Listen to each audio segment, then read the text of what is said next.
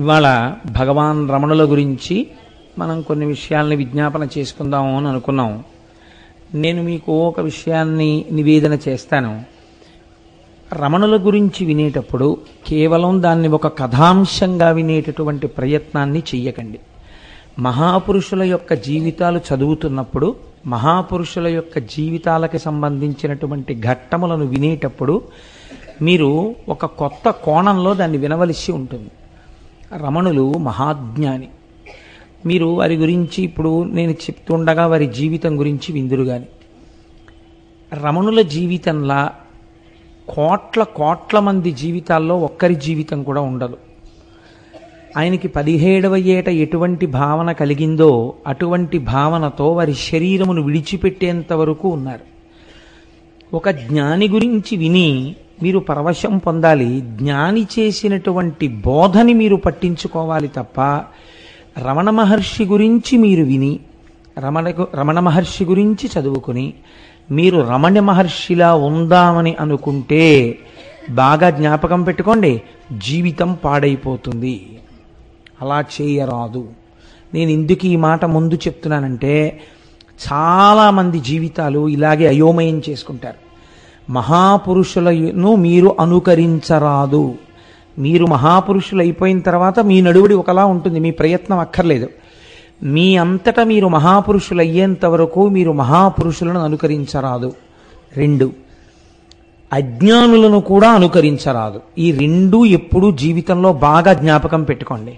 మహాపురుషుడి యొక్క జీవితాన్ని ఎందుకు మీరు చదవాలి అంటే అది చదవడం చేత ఈశ్వరుడి యొక్క అనుగ్రహం కలుగుతుంది.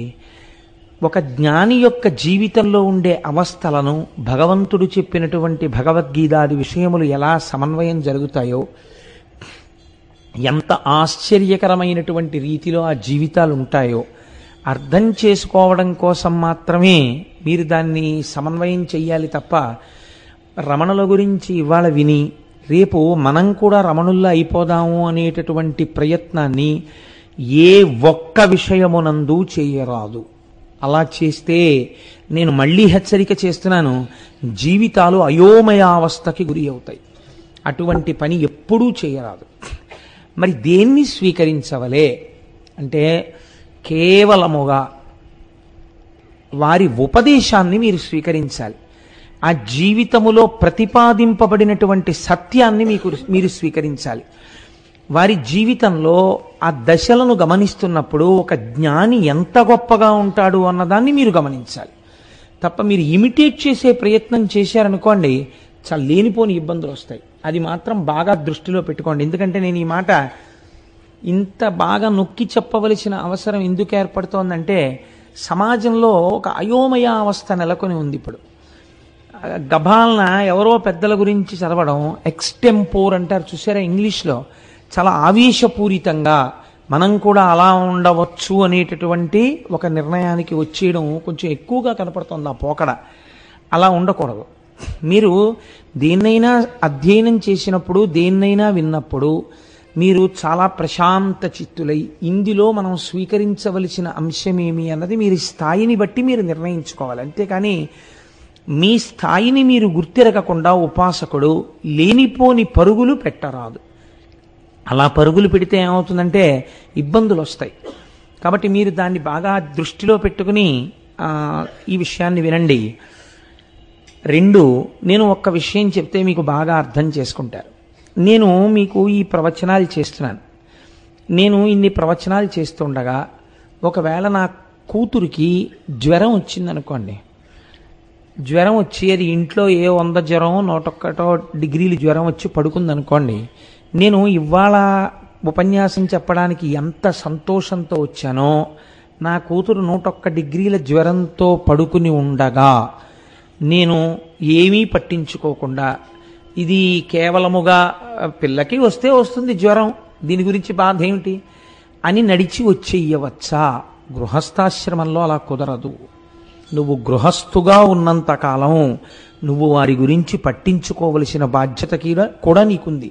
నీ బాధ్యతని నువ్వు నిర్వర్తిస్తూ తామరాకు మీద నీటి బొట్టులా ఉండాలి. అంతేకాని గృహస్థు వేరొక ఆశ్రమంలో ఉన్న వాళ్ళని మీరు అనుకరించరాదు. మీరు ఏ ఆశ్రమంలో ఉన్నారో ఆ ఆశ్రమానికి తగినట్టు మాత్రమే మీ జీవితం ఉండాలి. గృహస్థులా బతకాలి, బ్రహ్మచారి బ్రహ్మచారిలా బతకాలి. ఎవరి ఆశ్రమమో వారిదే. ఆ ఆశ్రమ నియమం తప్పి గృహస్థు బ్రహ్మచారిలా బతికినా, బ్రహ్మచారి గృహస్థులా బతికినా, లేదా బ్రహ్మచారి గృహస్థు కలిసి వేరొక ఆశ్రమంలా బతికినా అది చాలా అసహ్యకరంగా ఉంటుంది. అలా ఎప్పుడూ చేయరాదు. ఏ ఆశ్రమంలో ఉండవలసిన వాళ్ళు ఆ ఆశ్రమంలో ఉన్నట్టే కనపడాలి. లేనిపోని వైరాగ్య ప్రకటనలు, లేనిపోనటువంటివి తెచ్చి ఒంటి మీద వేసుకుని ప్రవర్తిస్తే అది మీ ఉపాసన యొక్క లూజ్ అంటారు చూసారా, లూజ్ ఇన్ ది సెన్స్ వేలాడుతున్నటువంటి స్థితిని చూపిస్తుంది కానీ పరిపక్వతను సూచించదు. అది ఎప్పుడు జ్ఞాపకంలో పెట్టుకుని ఉపాసనని సిద్ధింప చేసుకోవాలి. ఒక జ్ఞాని ఎలా ఉంటాడో తెలుసా అండి? మీరు ఒక చెరుకు కర్రని తీసుకొచ్చి ఒక చివరి భాగాన్ని పంటి కింద పెట్టి నవిలేరనుకోండి, అది తీయగా ఉంటుంది.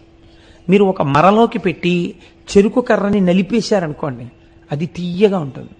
మీరు ఒక కత్తి తీసుకొచ్చి చెరుకు కర్రని నరికేశారనుకోండి, నరికేసి దానికి అంటుకున్న తడిని ఇలా ముట్టుకుని నాలుక మీద రాసుకున్నారనుకోండి, తీయగా ఉంటుంది.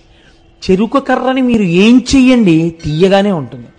చెరుకు కర్రని మీరు ఏం చేసినా చెరుకు చేదుగా మారదు. అంటే అసలు దేని చేత మానము అవమానము అన్న ఈ రెండు స్థితులు అసలు ఉంటాయనేటటువంటి ఎరుక దాటిపోతారు వాళ్ళు. ఆ ఎరుక దాటిపోయిన స్థితి వేరు. అది తనంత తానుగా జ్ఞానం కలగాలి. అలా కలిగి నడయాడినటువంటి వారు మహాపురుషులు తప్ప మనం అలా చెరుకు కర్ర నేను అయిపోయాను అన్న భావనతో నిలబడ్డాం అనుకోండి, చాలా అసహ్యంగా ఉంటుంది. అలా నిలబడకూడదు కదా. ఇప్పుడు మీరు ఈ నేపథ్యంలో భగవాన్ రమణుల గురించి వినండి. ఎంత అద్భుతమైన జీవితమో, ఎటువంటి మహాజ్ఞానో మీరు అర్థం చేసుకుని వారికి నమస్కరించి మనం ఎప్పుడు ఏం కోరాలంటే, వారు ఏది అనుభవించి ఏది బోధ చేశారో ఈశ్వర మీ అనుగ్రహము చేత మాకు కూడా అటువంటి జ్ఞానము స్థిరపడుగాక అని మీరు ప్రార్థన చేయవలసి ఉంటుంది. ఇప్పుడు మీరు రమణుల యొక్క జీవితాన్ని ప్రస్తావన చేస్తాను. సావధాన చిత్తులై అవధరించండి. చిదంబరం క్షేత్రం మీకందరికీ తెలుసున్నటువంటి క్షేత్రం. అక్కడ స్వామి ఆకాశరూపుడై ఉన్నాడు. నిన్న ప్రస్తావన చేశాను. చిదంబరంలో కదలిక లేకుండా ఉండిపోయేటటువంటి తత్వమున్నటువంటి పరమేశ్వరుడు నటరాజమూర్తిగా వెలిసినాడు. అది ఆర్ధా నక్షత్రంలో వెలిశాడు. నటరాజ తత్వము చాలా చిత్రంగా ఉంటుంది. మీరు చూడండి, నటరాజు ఒక చేతిలో ఢమరుకని పట్టుకుంటారు. ఆ ఢమరుకని కదిపితే దాంట్లోంచి శబ్దం వస్తుంది. అది సృష్టికి ప్రతీక. నవ్వుతూ ఉంటుంది ముఖం, అది స్థితికి ప్రతీక. ఒక చేతిలో అగ్నిహోత్రం ఉంటుంది, అది లయకి ప్రతీక. ఒక పాదం ఈ మాయా అనబడేటటువంటి రాక్షసుణ్ణి తొక్కి పెట్టి ఉంటుంది. ఒక పాదం ఇలా పైకి లేచి ఉంటుంది. అంటే బ్రహ్మమును పొందడానికి ప్రయత్నించు అని చెప్తుంటుంది. సృష్టికర్త, స్థితికర్త, ప్రళయకర్త మూడు తానై మీరు పొందవలసినటువంటి బ్రహ్మమును సూచించేటటువంటి స్థితిని చెప్తారు. కాబట్టి నటరాజమూర్తి పరబ్రహ్మమై ఉన్నారు. ఈ పొగ చాలా ఎక్కువగా ఉంది. ఇది చాలా అభ్యంతరకరం, నాకు చాలా ఇబ్బందికరంగా ఉంటుంది. ఇంత పొగ ఎందుకు చేత వస్తుంది? దయచేసి చెప్పండి. నాకు గొంతు చోకప్ అయిపోతుంది. నేను మాట్లాడలేనంత పొగ వస్తే నాకు అదొక పెద్ద ఇబ్బంది. అది ఎందుకు చేత వస్తుందో, చాలా పొగ వచ్చేస్తోంది, గొంతు చోకప్ అయిపోతుంది ఫాస్ట్గా. నాకు నాకున్న ఇబ్బంది. అంత థిక్ సెంటెడ్ స్మెల్ నేను చూడలేను. అది నాకు పడదు కంఠానికి. లోపల నాస్ట్రిల్స్ అన్ని మండిపోతుంటాయి. కాబట్టి ఆ నటరాజస్వామి ఆర్ద్రా నక్షత్రంలో చిదంబరంలో ఆవిర్భవించినటువంటి రోజు ఏది ఉన్నదో అటువంటి రోజున మహానుభావుడైనటువంటి రమణ మహర్షి తిరుచుళి, అంటే దాన్ని శాస్త్రము త్రిశూలపురము అని పిలిచాయి పురాణాలు. త్రిశూలపురము అని పిలవబడినటువంటి ఊరిలో వేయించేసి ఉన్నటువంటి మహానుభావుడు, ఆయన్ని భూమినాథీశ్వరుడు అని పిలుస్తారు. పరమశివుణ్ణి సహాయాంబ అని అమ్మవారికి పేరు. అంతే కదండి. నిజానికి ఆయనే ఈ సమస్త సృష్టికి కారకుడు. ఆయనకి సహాయాంబ అంటే అమ్మవారు మాయాస్వరూపిణి అయి సహకరిస్తుంది. కాబట్టి భూమినాథేశ్వరుడు, సహాయాంబ అనేటటువంటి పేర్లతో వెలిసినటువంటి ఆ తిరుచులి గ్రామంలో సుందరయ్యర్ అనబడేటటువంటి ఒక బ్రాహ్మణుడు, ఆయన పరాశర గోత్రీకుడు, పరమ భక్తి తత్పరత కలిగినటువంటి వాడు. ఆయన భార్య పేరు అళగమ్మ గారు. తమిళంలో అళగమ్మ అంటే సొంపైనది, సొంపు కలిగినది అని అర్థం. సొంపు అంటే అందమునకు మారు పేరు. ఆవిడ చాలా సొంపుగా ఉన్నారండి అంటే చాలా అందంగా ఉన్నారండి అని అర్థం. సుందరము అన్న మాట కూడా అందమనే పేరు. సుందరయ్యర్ అంటే అందం, అళగమ్మ అంటే అందం. ఈ రెండు అందాలు కలిస్తే ఒక కొత్త అందం వచ్చింది. ఆ అందం శుభం. శివుడికి మారు పేరు శుభం, శోభనం, సుందరం. ఈశ్వరుడికి కూడా ఆ మీనాక్షి అమ్మవారి యొక్క భర్తగా ఉన్నటువంటి పరమేశ్వరుడికి సుందరేశ్వరుడు అని పేరు. ఆయన సుందరుడే. కాబట్టి సుందర్ అయ్యర్కి, అళగమ్మ గారికి జన్మించినటువంటి సంతానమే 3వ సంతానము భగవాన్ రమణ మహర్షి. వారు జన్మించినప్పుడు యథార్థానికి పురుడు పోసినటువంటి ఆవిడ బాధపడిందిట.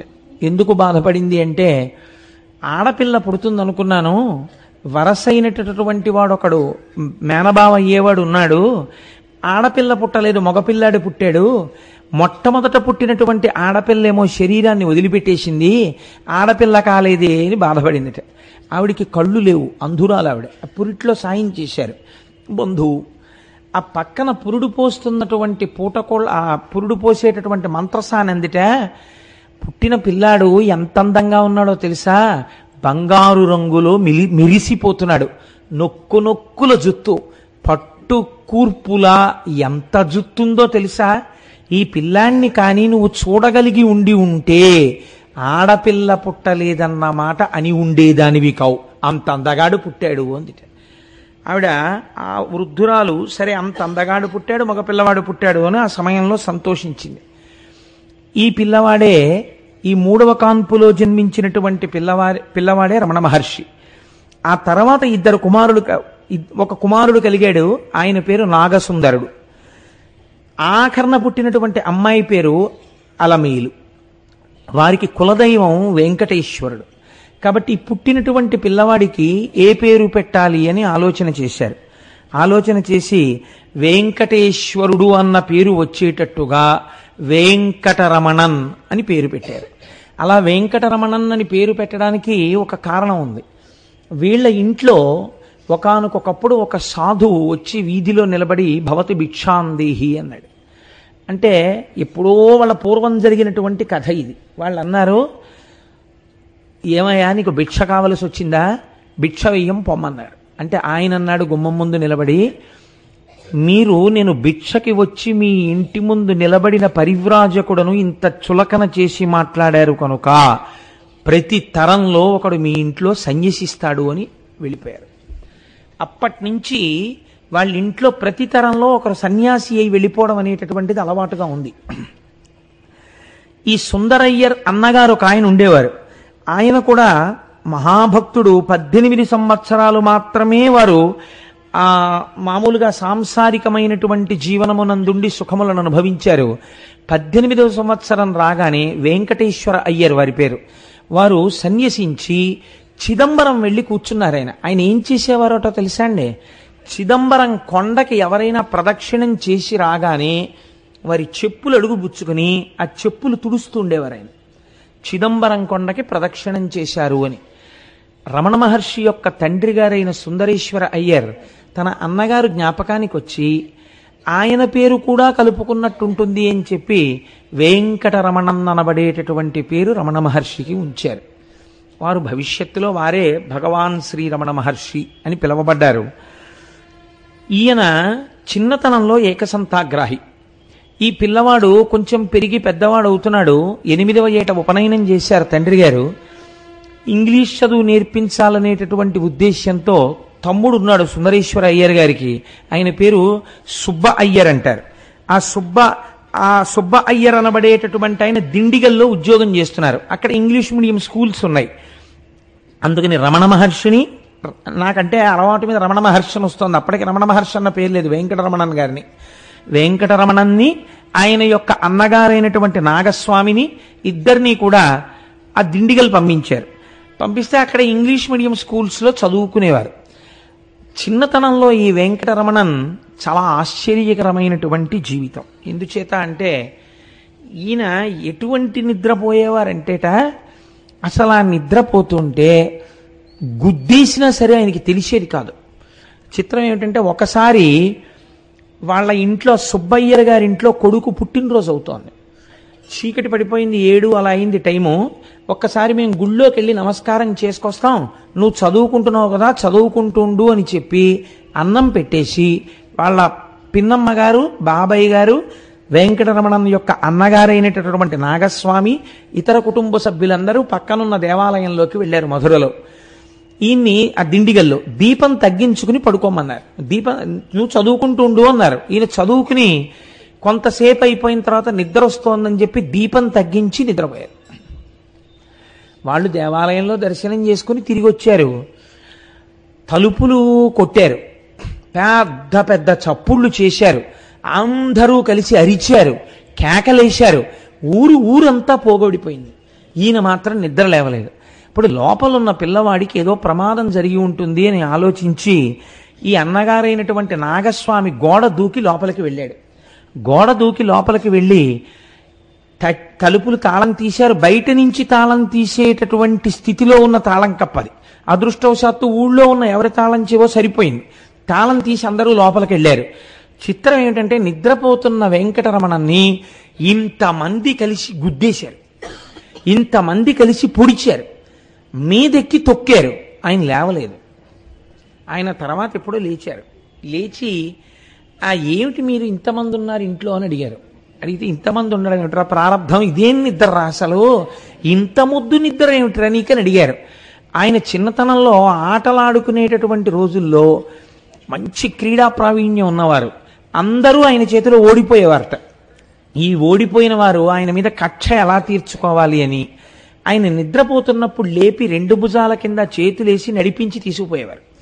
తీసుకుపోయి ఆ వైఘా నది ఒడ్డున పడుకోబెట్టి కావలసినంత కుమ్మేసేవారు ఈయన నిద్రలో. ఎందుకంటే ఆయన లేచి ఉంటే కొట్టడం కష్టం. అందుకని నిద్రపోతున్నప్పుడు ఆయన్ని కుమ్మేసి వెళ్ళిపోయేవారు. ఆయన హాయిగా అలాగే పడుకుని లేచి వచ్చేసేవారు. అసలు అది చాలా అసాధారణమైనటువంటి నిద్ర. అటువంటి నిద్ర అలవాటు కలిగినటువంటి వ్యక్తి వెంకటరమణన్. ఈయన అప్పుడప్పుడు తర్వాత బాబాయ్ గారికి మధుర వెళ్ళినప్పుడు, మధుర ట్రాన్స్ఫర్ అయింది, ఆ మధురలో చదువుకుంటుండేవారు.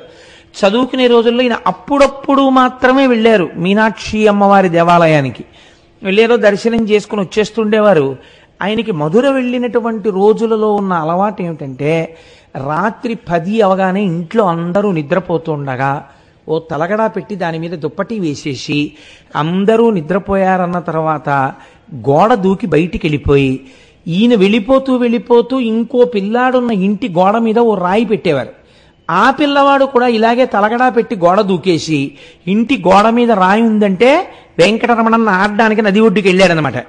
ఈ రాయి చూడగానే పిల్లలందరూ గోడలు దూకి అక్కడికి చేరేవారు. తెల్లవారుజామున 3 గంటల వరకు ఆడేవారు నది ఒడ్డున. 3 గంటలకు వచ్చి గోడలు దూకి మళ్ళీ లోపలికి వెళ్ళి తలగడాలు తీసేసి పడుకుని నిద్రపోయేవారు. నేను వీటిని ఎందుకు మీకు చెప్తున్నానో తెలుసా అండి? భగవాన్ రమణులు అనగానే మనం ఏమనుకుంటాం? అయ్య బాబోయ్ ఎలా ఉంటుందో ప్రారంభం అనుకుంటాం. మీరు సామాన్యమైనటువంటి వ్యక్తి యొక్క జీవనము ఎలా ఉంటుందో అంతకన్నా కూడా చాలా దుడుగు స్వభావముతో కూడినటువంటి జీవితమే ప్రారంభం. రమణ మహర్షికి ఆయనతో కలిసి ఆడుకున్న వాళ్ళల్లో రంగాచారి గారిని ఒక ఆయన ఉండేవారు. ఆయన ఒకానొకప్పుడు భగవాన్ రమణులు మహాజ్ఞానం అయిపోయిన తర్వాత వెళ్ళి సాష్టాంగ నమస్కారం చేసి అడిగారు, నువ్వు వెళ్ళిపోతూ ఎందుకు చెప్పలేదు ఆ రోజున అని అడిగారు. నాకు తెలుసా వెళ్ళిపోతున్నట్టు అని అడిగారు ఆయన. కాబట్టి ఇటువంటి స్థితిలో ఆయన ఆటలు పాటలు ఇవి సాగుతూ ఉండేవి. చాలా చిత్రమైన విషయం ఏం జరిగిందంటే, భగవంతుడి యొక్క అనుగ్రహం కాలంలో ఎక్కడో వస్తుంది. ఇప్పటి వరకు వారు చదువుకున్నది ఏమైనా ఉందా? ఓ ప్రస్థానత్రయమో, గురువు దగ్గరికి వెళ్ళి భాష్యాలు చెప్పుకోవడమో, లేకపోతే పౌరాణిక సాహిత్యం చదవడమో ఏమైనా ఉందా అంటే ఆయనకేం తెలియదు, ఆయన ఏం చదవలేదు, ఆయనే చెప్పారు. ఒకానొక రోజున మాత్రం ఒక చిత్రమైనటువంటి విషయం జరిగింది. ఈయన మధురలో గుడివైపుకు వెడుతుండగా అటువైపు నుంచి ఒక బంధువు వస్తున్నారు. పెద్దవారు కదా అని, అయ్యా బాగున్నారా, ఎక్కడి నుంచి వస్తున్నారు అని అడిగారు. నేను అరుణాచలం నుంచి వస్తున్నాను అని ఆయన అన్నారు. అరుణాచలం నుంచి వస్తున్నాను అన్న మాట వినపడగానే ఈయన ఆగిపోయి, అరుణాచలమా, దీనితో నాకేదో సంబంధం ఉంది అని అనిపించింది ఆయనకి. అరుణాచలం ఎక్కడుంది అని అడిగారు. అరుణాచలం తెలియదా, తిరువన్నామలై అంటారు కదా అని ఆయన వెళ్ళిపోయారు. అప్పటి నుంచి వెంకటరమణన్ యందు చిన్న మార్పు రావడం ప్రారంభమైంది. ఈశ్వరుడి పట్ల భక్తి పెరగడం ప్రారంభమైంది. ఇంతలో వాళ్ళ తండ్రి గారు శరీరం వదిలిపెట్టేశారు. వాళ్ళ నాన్నగారు శరీరం వదిలిపెట్టేటప్పటికీ వెంకటరమణన్ యొక్క అన్నగారైనటువంటి నాగస్వామి గారికి 14 ఏళ్ళు, వెంకటరమణన్కి 12 ఏళ్ళు, నాగసుందరం అనబడేటటువంటి తమ్ముడికి 6 ఏళ్ళు, అలమేలు అనబడేటటువంటి ఆడపిల్ల అసలు పారాడుతున్నటువంటి పసిపిల్ల. ఈ నలుగురు ఉండిపోయారు. తండ్రి గారు వెళ్ళిపోయారు. ఆయన కొలువులో 2 రూపాయలకు ఉద్యోగం చేసేవారట నెలకి. కానీ ఆయన మాటకారితనం, మంచితనం, నేర్పరితనంతో ఏమీ చదువుకోకుండా ఆ రోజుల్లో ఇచ్చేవారట. నైపుణ్యాన్ని బట్టి లాయర్ పట్టా పుచ్చుకుని ఆయన కోర్టుల్లో కేసులు వాదించి మహాఐశ్వర్యవంతుడై చాలా డబ్బు సంపాదించి తిరుచెలిలో ఈశాన్యం వైపు ఒక స్థలం కొని ఊరికి శ్మశానంగా బహూకరించారు. బహూకరించిన తరువాత బహుశಃ ఆయనే మొట్టమొదటి శవం అక్కడ. ఎంత చిత్రమో చూడండి. వారు శరీరాన్ని వదిలిపెట్టారు. వదిలిపెడితే పాపం తమ్ముళ్ళు అన్నలు ఆ రోజుల్లో చాలా మంచివాళ్ళు ఉండేవారులా ఉంది. ఈ సుబ్బయ్యర్ గారేమో 2 పిల్లల్ని తనతో చదివించడానికి తీసుకెళ్ళిపోయారు. 2వ తమ్ముడు ఈయన యొక్క భార్యని, ఆ ఆడపిల్లని, వాళ్ళిద్దరి సంక్షేమాన్ని ఆయన చూస్తున్నారు. ఈ అరుణాచలము అన్న మాట వినపడగానే ఈయనలో చిన్న మార్పు ప్రారంభమైంది. ఒక రోజున బాబయ్య గారు సుబ్బయ్యర్ చదువుకోవడం కోసమని పెరియ పురాణం అడిగి తెచ్చుకున్నారు ఎవరినో. పెరియ పురాణం అంటే శివభక్తుల యొక్క చరిత్రలో 63 మంది నాయనార్ల చరిత్ర ఉంటుంది. ఆ పెరియ పురాణాన్ని సుబ్బయ్యర్ తెచ్చుకుంటే ఇంట్లో పుస్తకం ఉంది కదా అని వెంకటరమణన్ చదవడం మొదలెట్టారు. ఒక్కొక్క భక్తుడి కథ చదువుతూ ఉంటే ఆయన కన్నుల వెంట ఆనంద ప్రవాహములు కారడం మొదలెట్టాయి. ఒక మార్పు వచ్చేసింది. వచ్చేసి ఆయన మధురలో ఉన్నటువంటి మీనాక్షి అమ్మవారి గుడికి వెళ్ళి కొన్ని గంటల పాటు నాయనార్ల విగ్రహం ముందు, అమ్మవారి గుడి ముందు ధ్యానంలో కూర్చుని ఉండిపోయేవారు. మెల్లమెల్లగా ఇంటికి వచ్చేస్తూ ఉండేవారు. పిల్లాళ్ళలో ఏదో మార్పు వస్తోంది అని గమనించారు. రోజు పిన్నికి కూరలు తరిగి పెడుతుండేవారు, నీళ్లు తోడి పెడుతుండేవారు, బోల్డ్ అంత పని చేస్తుండేవారు. ఒకానొక రోజున ఒక ఆశ్చర్యకరమైన సంఘటన జరిగింది. ఈలోగా వెంకటరమణన్ పెద్దవారు అవుతున్నారు. ఆయన అన్నగారైనటువంటి నాగస్వామి గారికి వివాహమైంది. వాళ్ళ అత్తవారి ఇల్లు కూడా మధురయే. అందుకని అన్నగారు వదిన గారి దగ్గరికి ఈయన వెళ్ళారు వెంకటరమణన్. వెడితే ఒకానొక రోజున అందరూ బయటికి వెళ్ళారు, వెంకటరమణన్ ఒక్కరు ఇంట్లో ఉన్నారు. అప్పుడు 17వ సంవత్సరం ఆయనకి. ఇదే ఆయన జీవితాన్ని మార్చేసింది ఈ సంఘటన. కొన్ని సంవత్సరముల పాటు గురు శుశ్రూష చేసి కూడా స్థిరీకరింపబడినటువంటి జ్ఞానం ఎన్ని జన్మల తపస్సు యొక్క ఫలితమో, ఎన్ని జన్మలలో చేసినటువంటి ఆరాధనా ఫలితమో అకస్మాత్తుగా ఈశ్వరుని చేత కృప చేయబడింది. ఆయన మేడ మీద గదిలో ఉన్నారు వెంకటరమణన్. కూర్చున్నారు మామూలుగా. కూర్చునుండగా ఆయనకి ఇంకా ఊపిరి మంద్రం అయిపోయినట్టు, గుండెలు నీరసపడిపోయి కొట్టుకోవడం ఆగిపోతున్నట్టు, శరీరం అంతా శోషించిపోయి ఒంటికి చెమటలు పట్టేస్తున్నట్టు, ఇంకా కొద్ది క్షణాల్లో తాను మృత్యువుని పొందబోతున్నట్టు అనిపించింది. ఉత్తర క్షణంలో ఆయనకు వచ్చిన రెండో ఆలోచన ఏమిటంటే, సరే ఇప్పుడు నేను కిందకెళ్ళి ఎవరినో పిలిచినా ఈ శరీరమునకు మృత్యువే వస్తే ఆగదు. కాబట్టి ఎవరినో పిలవడం కన్నా అసలు మృత్యు అనగానేమీ తెలుసుకుంటాను అనుకుని శరీరం మృత్యువుని పొందడానికి వీలుగా నేల మీద పడుకున్నారు. పడుకుని శరీరంలో మృత్యు వస్తున్నప్పుడు ఏం జరుగుతోంది అన్నదాన్ని సాక్షిగా చూస్తున్నారు. అంటే నేను మృత్యువు పాలైపోతున్నానని మనం శరీరాన్ని చూసి బెంగెట్టుకుంటాం. ఆయన మృత్యువు పాలవుతున్నటువంటి శరీరాన్ని నేను అన్న అహంస్ఫురణతో సాక్షిగా చూడడం మొదలెట్టారు. మొట్టమొదట జరిగింది ఏమిటంటే, పాదాల దగ్గర నుంచి కాళ్ళన్నీ బిగిసిపోవడం మొదలెట్టాయి. బిగిసిపోయి పెదవులు బాగా ఇలా నొక్కుకుపోయి కన్నులు అలా మూతలు పడిపోయి శ్వాస ఆగిపోయి ఒళ్ళంతా బిగదీసుకుంటున్నట్టుగా అయిపోయి శరీరం అంతా పనిచేయడం మానేసి ఒక కొయ్యి అయిపోయి పడిపోయింది. నేను మిమ్మల్ని చూస్తున్నట్టు మీరు నన్ను చూస్తున్నట్టు మృత్యువుని చూస్తాననుకున్నటువంటి రమణ మహర్షికి సాక్షిగా తానుండగా పడిపోయినటువంటి శరీరాన్ని వారు దర్శనం చేశారు. ఓహో, ఇప్పుడు మృత్యువు శరీరమునకున్నది, ఇది పడిపోయింది, ఇది కొయ్యబారిపోయింది. ఇప్పుడు 10 మంది ఇంట్లోకి వస్తారు. వెంకటరమణన్ మరణించాడు అంటారు అని ఈ శరీరాన్ని శ్మశానానికి తీసుకెడతారు. దీన్ని కాల్చేస్తారు, బూడిద చేస్తారు. కానీ ఏది సాక్షిగా చూస్తోందో అది కాలదు, అది తడవదు, అది ముక్కలు చేయబడదు, అది ఆత్మ, అది సాక్షి. దీనికి మృత్యువు లేదు. కాబట్టి యథార్థ స్వరూపము నేను ఆత్మ, ఇది నా చేత ధరింపబడిన దేహము, కాబట్టి ఇది నేను కాదు. ఆయనకి స్పష్టంగా అర్థమైంది. నేను మీకు చెప్పగలిగానో లేదో కానీ ఉత్తర క్షణం ఆ శరీరంలో కదలిక వచ్చింది. ఆయన మళ్ళీ లేచి కూర్చున్నారు.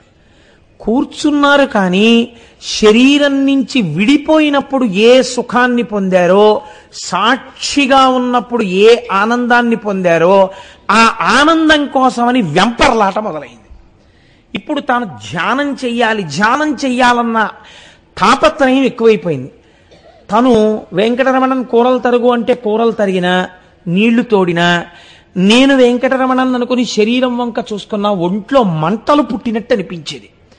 కాబట్టి ఎప్పటికప్పుడు అవకాశం దొరికితే యంత్రం తిరిగినట్టుగా తిరుగుతుండేవారు, ఏమీ మాట్లాడేవారు కాదు.